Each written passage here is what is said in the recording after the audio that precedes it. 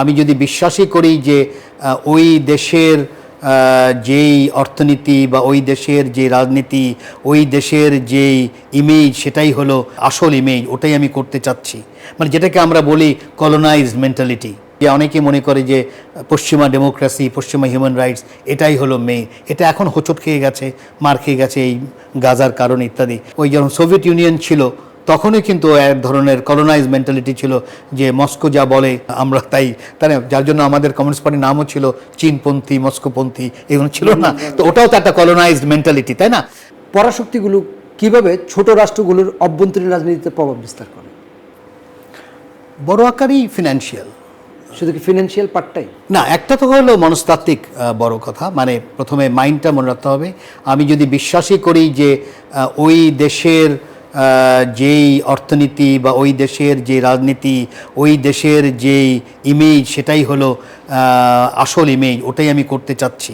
মানে যেটাকে আমরা বলি কলোনাইজড মেন্টালিটি। আমার মাইন্ড যদি কলোনাইজড হয়ে থাকে, এবং এটা লেফটও হতে পারে, রাইটও হতে পারে।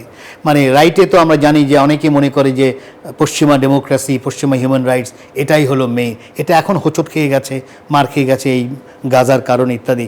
আবার অনেকেই কিন্তু আবার ওই যখন সোভিয়েত ইউনিয়ন ছিল তখনই কিন্তু এক ধরনের কলোনাইজ মেন্টালিটি ছিল, যে মস্কো যা বলে সেটাই হচ্ছে, আমরা তাই, তাই না? যার জন্য আমাদের কমিউনিস্ট পার্টির নামও ছিল চীনপন্থী, মস্কোপন্থী, এগুলো ছিল না? তো ওটাও তো একটা কলোনাইজড মেন্টালিটি, তাই না? তো ওই মেন্টালিটির টা আমার মনে হয় মেইন। কিন্তু এখানে একটা ফিনান্সিয়াল অ্যারেঞ্জমেন্টও আছে।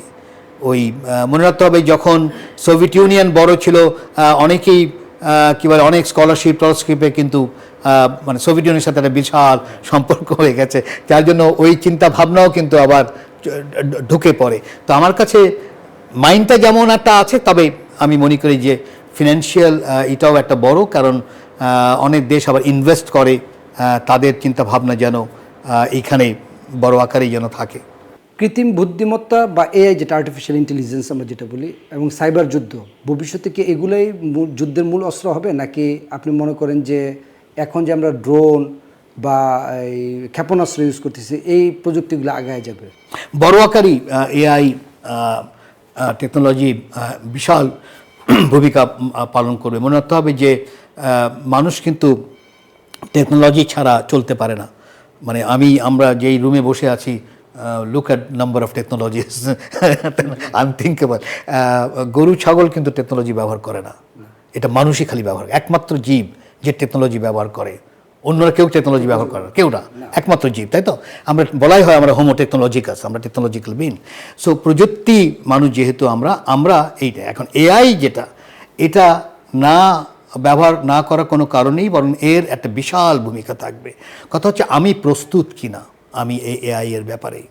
আমি মনে করি একেবারে স্কুল থেকে শুরু করা দরকার এআই এর চিন্তাভাবনা, এডুকেশন।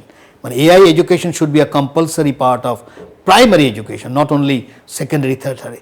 এটা যত তাড়াতাড়ি আমি নিতে পারবো, কারণ আমরা অলরেডি কিন্তু এআই ব্যবহার করছি, আমরা নিজে জানি না কিন্তু। মানে আমি অনেক হিসাব টিসাব আমার তো হয়ে যাচ্ছে, মানে আমি কিন্তু এআইয়ের মাধ্যমে জেনে ফেলছি, কিন্তু আমি জানি না যে এটা কেমন করে হচ্ছে, এবং সেটা বাংলাদেশ কেন্দ্রিক করা দরকার। যার জন্য এই প্রযুক্তিটা কোনোভাবেই যাবেও না। এটা যত তাড়াতাড়ি আমি নিজের মতো আনতে পারবো, তত আমি মনে করি যে আমরা বড় আকারেই কিন্তু, যেই অনেকে মনে করে যে না আমরা ওই আস্তে আস্তে অন্য দেশের মতন, তা না। দেখা যাচ্ছে যে অনেক দেশ কিন্তু জাম্প করতে পারে। এই এআই কিন্তু জাম্প করার একটা সুযোগ দিবে, কিন্তু আমি যদি না নেই, তাহলে কিন্তু আমি এখানে পিছিয়ে যাব।